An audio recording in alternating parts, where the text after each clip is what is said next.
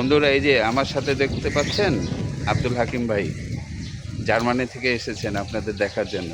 আমি হাকিম ভাইকে নিয়ে আসছি আমার বাসা দেখানোর জন্য। এই যে দেখেন আমার পিছনে 43 নাম্বার বিল্ডিং, ওই যে তিনতলা, এই তিনতলাতেই আমরা থাকতাম।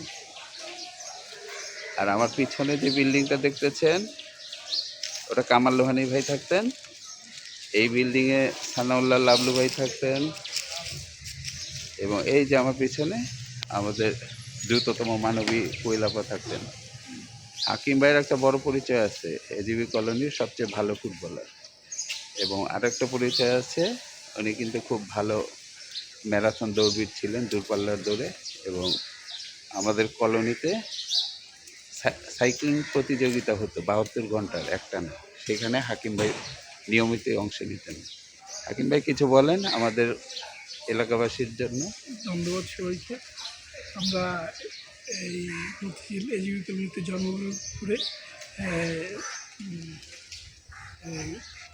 এখানে খুব ভালোই জীবনযাপন করেছি এবং এই স্মৃতি আজীবনই মনে থাকবে। যতদিন বেঁচে থাকি মতিঝিল এজিবির কথা মনে থাকবে।